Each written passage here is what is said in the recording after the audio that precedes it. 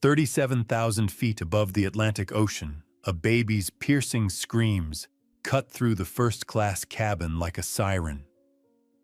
For 3 relentless hours, 7-month-old Grace Cole had been inconsolable, her tiny fists clenched, face crimson with exhaustion. Her father, tech mogul Dalton Cole, bounced her desperately, while passengers shot angry glares, their expensive seats now torture chambers of sleepless misery. This overnight flight to London had become a battlefield where social lines were drawn in leather and judgment.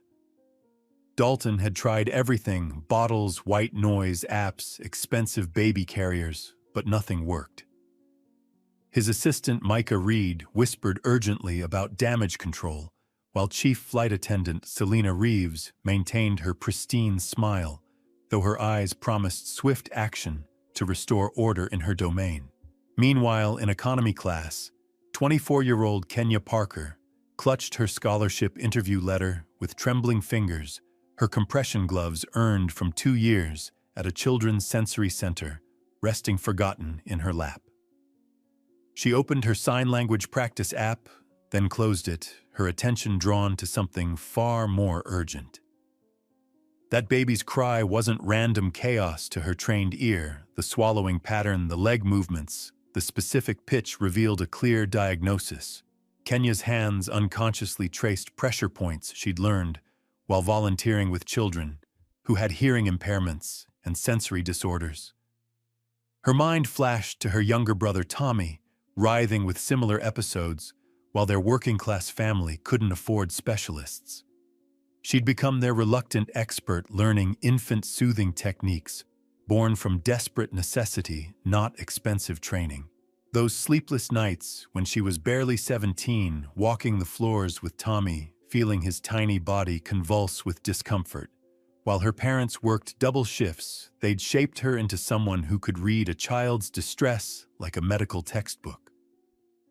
Beside her sat Mrs. Bennett, a 71-year-old former pediatric nurse with knowing eyes and weathered hands. The retired medical professional noticed Kenya's compression gloves and the way she tensed with each cry. "You know what you're doing, don't you, dear?" she whispered, recognizing the signs of someone whose dreams had been deferred for family duty just as hers once were. Kenya's blood ran cold as she observed Grace's exact symptoms: the specific swallowing pattern, the arched back, the way she kicked her legs, identical to Tommy's near-emergency room episodes. The millionaire father was holding his daughter completely wrong for her condition, and every soothing attempt was actually making the problem worse. She watched Dalton's face crumble with each failed attempt, recognizing the same helpless terror she'd seen in her own mother's eyes years ago. The difference was, her family had no choice but to figure it out. His family had every resource except the right knowledge. Selena's voice crackled over the speaker system. "Please maintain order in the cabin." Micah muttered to a colleague, "We need to avoid negative publicity at all costs." Kenya faced an impossible choice: stay invisible in economy class, where she belonged, or risk everything by crossing into first class, where people like her were never welcome. Her scholarship interview was in 12 hours. Her entire future hung on that single meeting. Mrs. Bennett squeezed her hand with weathered fingers. Sometimes the greatest courage is stepping into the light when someone desperately needs you there. What happens next will shatter every assumption about who deserves to be heard. But first, this invisible girl will have to do the one thing that terrifies her most. Kenya stood on unsteady legs, her scholarship letter crumpled in her sweaty palm. The burgundy curtain separating economy from first class loomed like a fortress wall, one she'd never been meant to cross. Her heart hammered against her ribs as she approached, every instinct screaming at her to turn back. "Excuse me, miss." Selena appeared instantly, her smile sharp as crystal. "First class is restricted to ticketed passengers only." Kenya's voice barely rose above a whisper. "The baby. I think I might be able to help. I'm a nanny and I've worked with sensory disorder children. We have established procedures for these situations. Selena cut her off with surgical precision. Our crew is professionally trained for all passenger needs. Please return to your seat immediately. Grace's cries escalated to a new pitch of desperation that made Kenya's chest tighten with recognition. Other passengers began filming with their phones, some demanding compensation. Dalton's executive confidence cracked visibly as he failed again and again to comfort his daughter. Kenya watched his shoulders shake with exhaustion and something deeper, the bone-deep fear of a parent who's already lost too much. She recognized that terror because she'd lived it night after sleepless night with Tommy. That's when Mrs. Bennet rose with quiet dignity, walking past Selena as if she were invisible. She approached Dalton directly, her retired nurse identification badge, catching the cabin light like a small beacon of hope. "Mr. Cole," she said with gentle authority, "this young woman has worked with children who have exactly what your daughter is experiencing. She knows pressure point therapy and sensory regulation techniques most doctors never learn." Kenya stepped forward hesitantly, her voice growing stronger despite her racing pulse. "I'm a nanny. I've worked with sensory disorder children. May I try?" Selena immediately intervened. "We have strict safety procedures." Mrs. Bennet handed Dalton her nurse identification with the weight of 4 decades behind it. "She knows what she's doing. I've been watching her read that baby's symptoms for the past hour." Dalton looked between his screaming daughter and this shy stranger, his executive mask completely shattered. 3 hours of failure had stripped away every defense, leaving only a father desperate for his child's relief. "You can try," he said finally, his voice hoarse with exhaustion. "But I'll supervise everything you do." His eyes met Kenya's for a brief moment, two people from different worlds united by the universal experience of caring for someone vulnerable. Selena's jaw tightened visibly, but she was forced to step back. Around them, passengers leaned forward, sensing something significant was about to unfold. Kenya's hands moved with surprising confidence and precision, muscle memory taking over despite her nervousness. "Hold her upright against your chest. It's called the koala position. It helps with reflux issues." Her soft voice carried unexpected authority as she guided Dalton into the specialized anti-reflux hold. She pulled out her phone, opening the sign language practice app with hands that had steadied remarkably. Children with sensory processing issues respond to visual cues when sounds overwhelm them. With practiced fingers, she demonstrated hand signals for safe and calm in front of Grace's tear-filled eyes. "Could you dim the lights and reduce the fan noise? The excessive stimulation is overwhelming her nervous system." As the cabin lighting softened to a gentle amber glow, Kenya placed her hands on Grace's back, finding pressure points with trained precision. These specific points help regulate breathing patterns and calm overstimulated nerves. I learned this from working with children who have autism and sensory processing disorders. Grace's screams subsided to hiccups, then exhausted whimpering. The transformation was like watching a miracle unfold in real time. The cabin collectively sighed with relief. Someone even began to applaud softly. Dalton's eyes filled with something Kenya had rarely seen, directed at her genuine respect and gratitude. "Thank you," he whispered, his voice thick with emotion. For the first time in hours, Grace was genuinely peaceful, her tiny chest rising and falling with steady, calm breaths. Dalton offered Kenya an empty first-class seat, his gesture carrying an unspoken acknowledgement that she belonged here as much as anyone.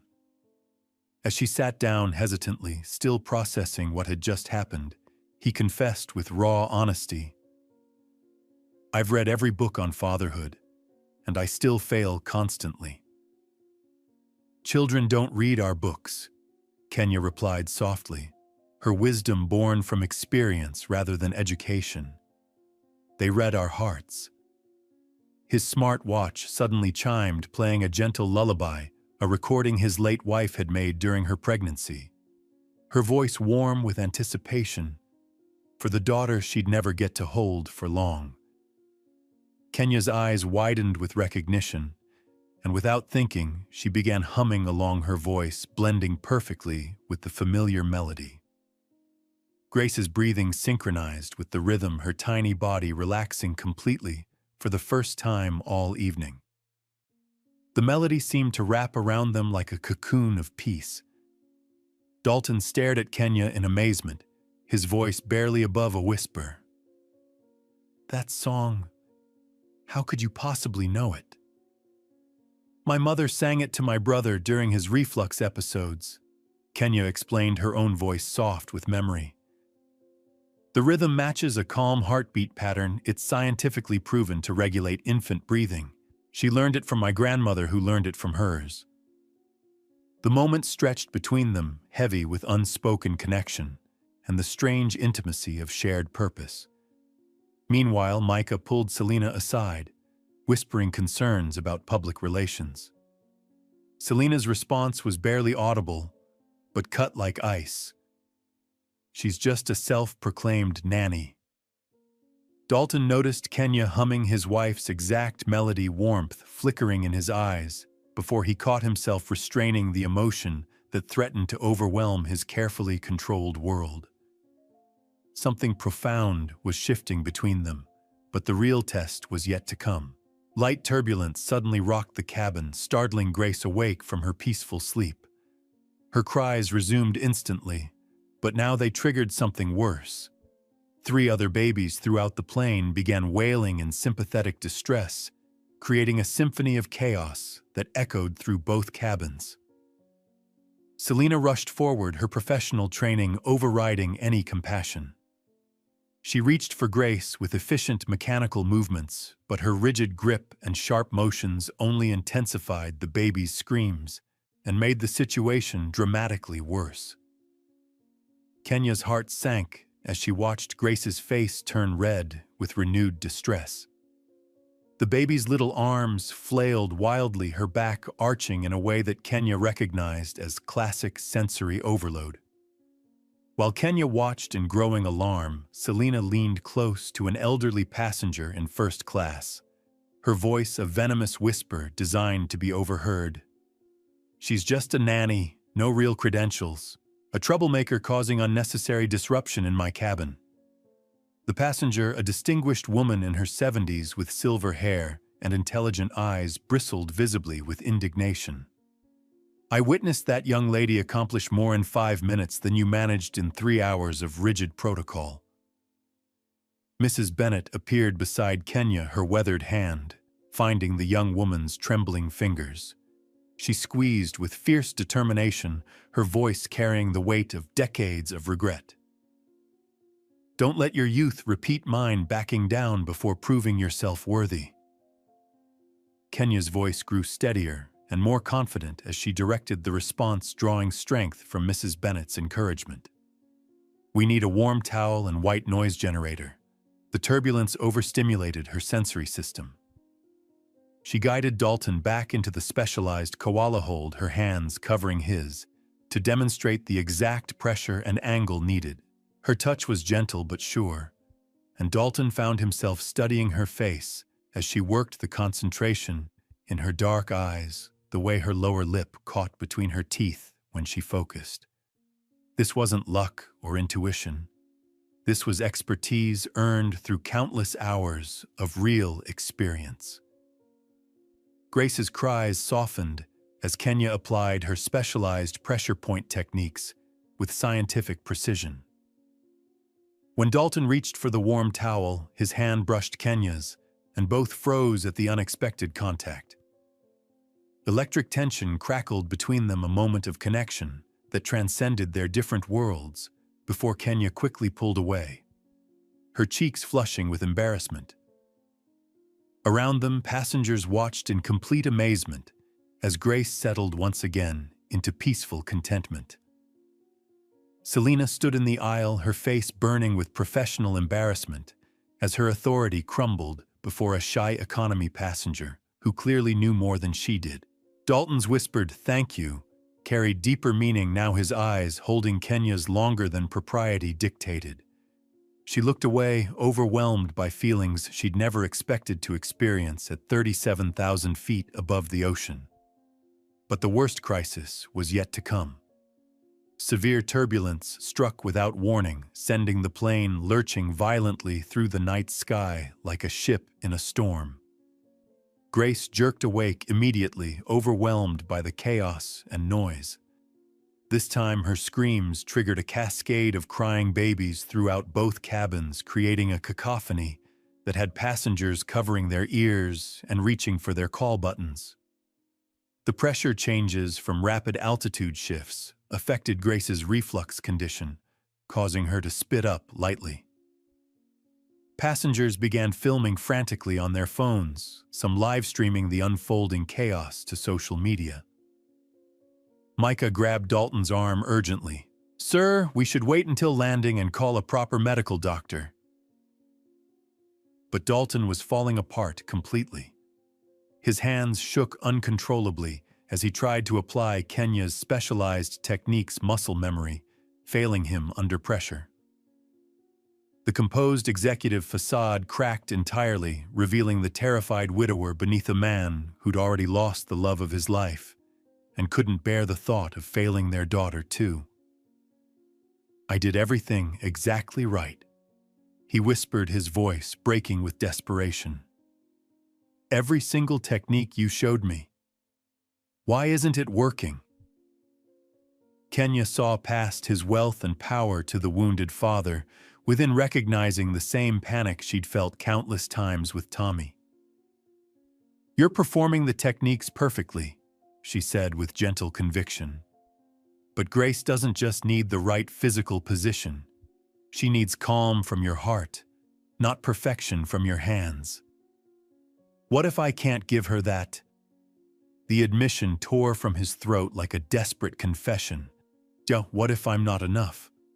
What if I fail her the same way I failed her mother?" His vulnerability silenced the entire first-class section.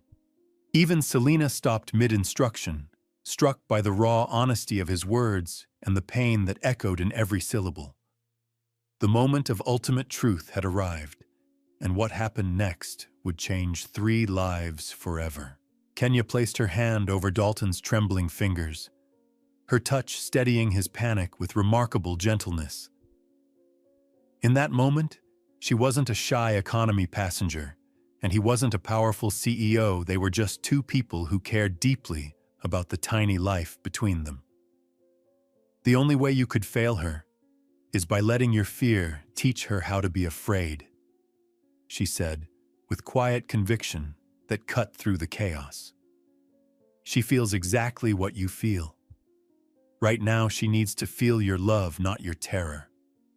She guided his hand to Grace's back, finding the rhythm with his smart watch, the lullaby melody his wife had lovingly recorded. "Count with me. Let the song your wife gave her guide your breathing and your heartbeat." As Kenya synchronized their movements with the familiar melody, something magical happened. Grace's desperate cries began to soften her tiny body, relaxing into her father's embrace. The transformation was visible not just in the baby, but in Dalton himself, as years of grief-driven fear finally began to lift from his shoulders. Mrs. Bennett, who had been quietly observing from her economy seat, suddenly stood and addressed the entire cabin with commanding presence that silenced every conversation and turned every head. "Excuse me, everyone," she called out, her voice carrying 40 years of hospital authority and wisdom. "I want you all to witness something extraordinary happening here. This young woman didn't just save a baby tonight. She taught a father how to parent from love instead of fear." The cabin fell completely silent, passengers hanging on her every powerful word. But then came the twist that changed everything in an instant. The distinguished elderly passenger in first class, the same woman who had defended Kenya earlier, stood up with her phone raised high, her voice ringing with righteous indignation that echoed through both cabins. "Flight attendant, let this girl lead," she shouted with fierce determination. "I recorded your conversation earlier calling her just a nanny and a troublemaker. I've already posted it online, and it's spreading like wildfire across social media." She held up her phone screen showing a video that was accumulating thousands of shares by the minute. "My granddaughter has autism and sensory processing disorders. I recognize genuine expertise when I witness it, and I recognize prejudice and discrimination when I hear it." The revelation sent shockwaves through the cabin. Other passengers began pulling out their phones, checking social media, finding the video already trending with thousands of supportive comments. The cabin erupted in supportive outcries that echoed from both sections like a thunderous wave. Passengers throughout first class and economy began calling out in unison, "She saved that baby when no one else could. Let her continue helping." We all witnessed what she accomplished. But the biggest transformation came from Dalton himself. Still holding Grace, now peaceful in his arms, he turned to address the entire cabin with renewed authority and genuine humility that commanded instant respect. "Ladies and gentlemen," his voice carried the natural command of countless boardroom presentations, but now tempered with authentic gratitude and raw emotion. "This remarkable young woman didn't just help my daughter tonight. She didn't just save my child, she saved me from the paralyzing fear I've carried since losing my wife." He looked directly at Kenya, his eyes shining with emotion and respect that made her breath catch. "Thank you, Kenya Parker, for showing me what real strength and courage look like." The applause was thunderous, echoing from both cabins and continuing for nearly a minute. Passengers were openly filming now, but this time to capture something beautiful and inspiring rather than scandalous. Even economy passengers had crowded toward the curtain to witness this transformative scene unfolding. Selena stood frozen in the aisle, her face pale as her prejudice was exposed for everyone to see. The footage of her dismissive comments was already spreading across social media platforms, her professional reputation crumbling in real time as the world watched. Kenya felt tears streaming down her cheeks, not from embarrassment, but from overwhelming recognition and validation. For the first time in her entire life, she wasn't invisible. She was seen, valued, and celebrated for exactly who she was and what she could offer. Grace stirred in her father's arms and looked directly at Kenya, making a soft, cooing sound that seemed almost like gratitude. The entire cabin seemed to sigh with contentment, the crisis finally resolved through compassion rather than rigid procedure. But the transformation was far from over. The biggest changes were still to come. Micah Reed, who had spent the entire flight worrying about publicity disasters, suddenly realized he was witnessing something extraordinary that could completely redefine their company's mission and values. He approached Kenya with his phone out, not to silence her, but to capture her remarkable story properly for the right reasons. "Miss Parker," he said with newfound respect and genuine admiration, "Mr. Cole would like to discuss our new parent technology initiative. We're developing sensory-friendly devices for families with special needs, children, but we've been approaching it completely wrong, designing from theoretical research instead of lived experience and practical knowledge." Dalton shifted Grace gently, his confidence returning, but transformed by authentic humility. The CEO mask was gone, replaced by something far more genuine. "Kenya, I'd like to fund your scholarship program completely. Beyond that, would you consider consulting for our company? We desperately need someone who truly understands what families actually experience day to day." Kenya's eyes widened in complete disbelief, her voice barely a whisper. I don't have the formal credentials for something like that. Experience is the highest credential that exists. Mrs. Bennet interjected with firm conviction, her voice carrying the weight of decades in pediatric care. Dear child, I spent 40 years in pediatric nursing, and I never learned some of the techniques you demonstrated tonight with such natural skill and intuition. Dalton pulled out his phone and made a video call that everyone could hear clearly, his voice warm with excitement. Mom, I know it's very late there, but I wanted you to meet someone truly special.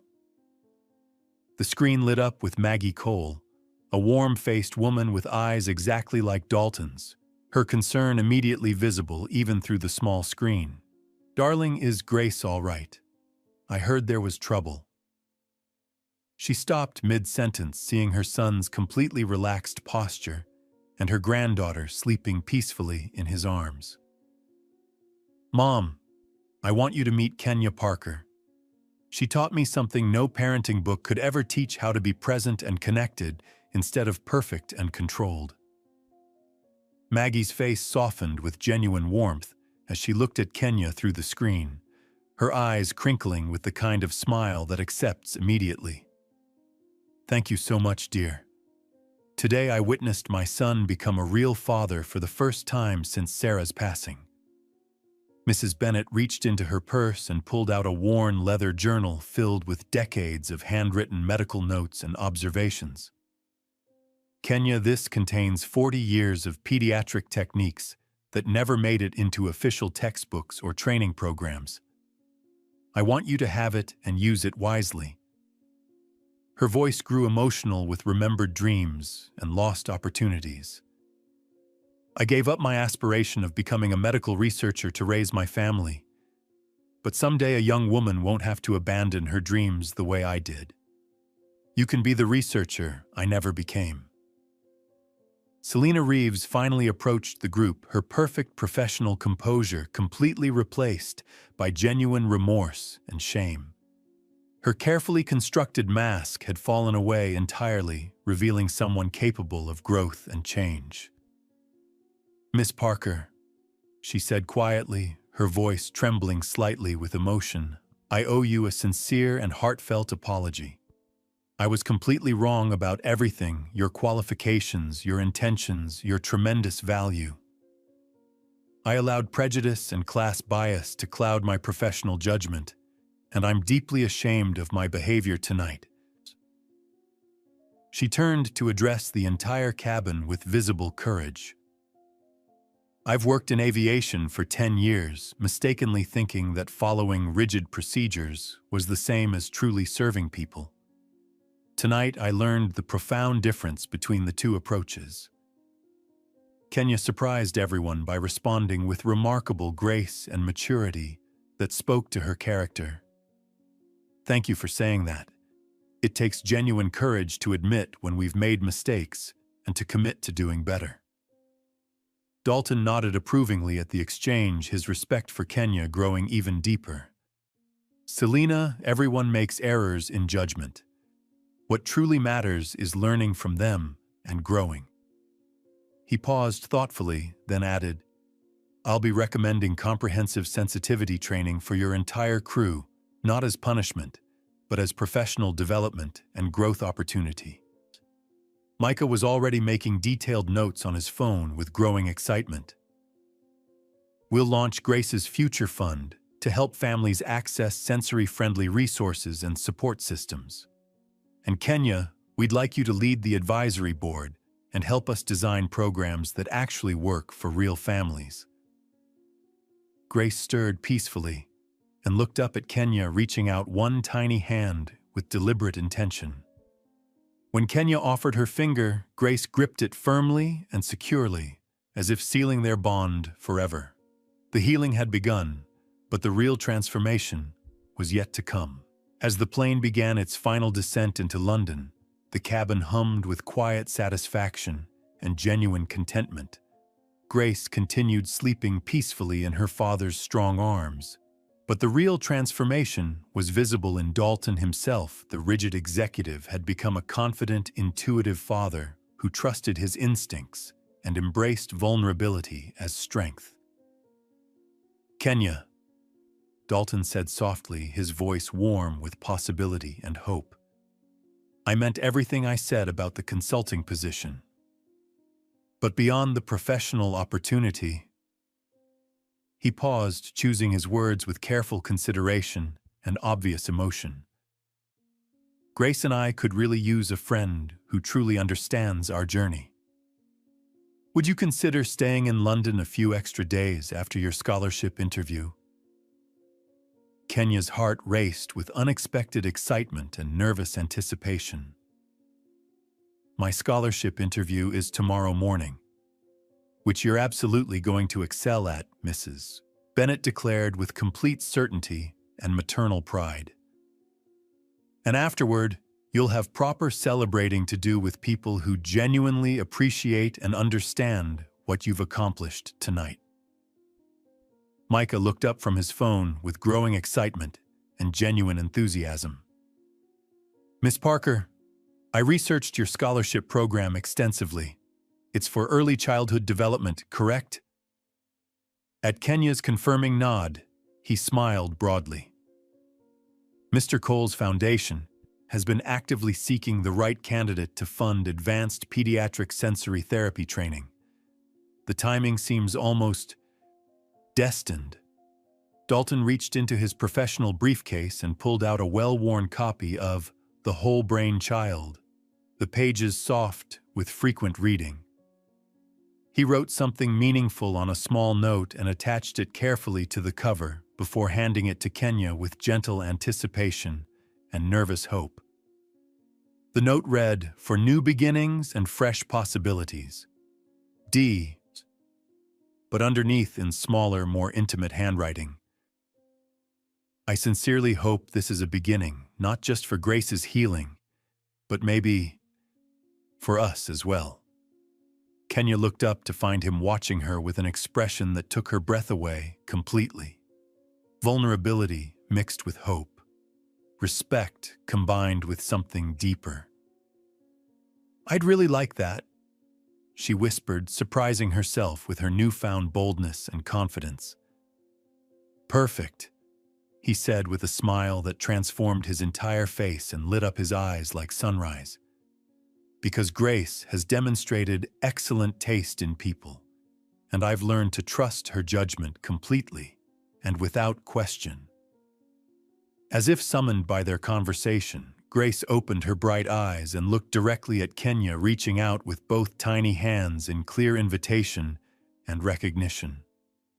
When Kenya leaned closer, Grace touched her cheek with one small palm, making a sound that could only be described as pure contentment and acceptance. Mrs. Bennett pulled out an elegant silver pen, engraved with Margaret Bennett, RN, Pediatric Specialist, and placed it ceremoniously in Kenya's hands, with great solemnity and purpose.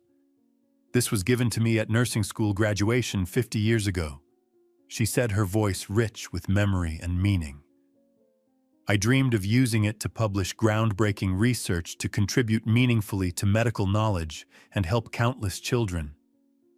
Instead, I spent decades signing patient charts and writing shift reports." She smiled without any trace of bitterness. "That work was important and meaningful too. But now I want you to use this pen to write the future I never got the chance to create." Kenya clutched the pen, carefully, overwhelmed by the weight of the gift and its profound significance. "I promise I'll make you proud and honor this legacy you're entrusting to me. You already have, dear child. You already have in ways you can't even imagine." As passengers prepared for landing, the atmosphere in the cabin had completely transformed from the nightmare it began as. What started as a crisis of crying babies and rigid social barriers had become something beautiful and inspiring, a powerful testament to the transformative power of seeing past surfaces to recognize true worth and genuine capability. Dalton looked at Kenya with wonder and deep respect, his voice soft with emotion. "You know, Sarah would have absolutely loved you. She always said the best caregivers aren't the ones with the most impressive degrees. They're the ones with the biggest hearts and the gentlest, most capable hands." Kenya felt tears of pure joy rather than shame or embarrassment flowing down her cheeks. Around them, passengers were sharing personal stories of their own experiences with helpful strangers, the entire cabin connected by witnessing something truly transformative and inspiring. But what happened 6 months later would prove that some moments truly do change everything. 6 months later, Kenya stood proudly in her London research facility, wearing a pristine white lab coat embroidered with Kenya Parker Child Development Specialist. Mrs. Bennett's treasured silver pen had just signed her first published research paper on innovative infant sensory integration therapy techniques. Through the large window, Dalton pushed Grace through a nearby park in perfect spring weather, both of them laughing joyfully at something only they understood. Grace's future fund now helped dozens of families access specialized resources that had once seemed like impossible luxuries. The program had become an inspirational model for other companies looking to make real social impact. Mrs. Bennett visited weekly without fail her long, unfulfilled dreams, finally finding meaningful expression through Kenya's groundbreaking research and compassionate work. Selena had requested transfer to family-friendly flights, specifically carrying forward the profound lesson that true service means genuinely seeing people's needs, not just rigidly following procedures. Her transformation had been truly heartwarming to witness.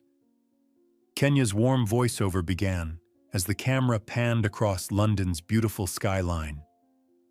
"Some doors open only to trembling hands, as long as we still find the courage to reach out. The invisible become visible not through grand gestures, but through small acts of genuine courage. The courage to step forward when someone desperately needs you, especially when you're afraid."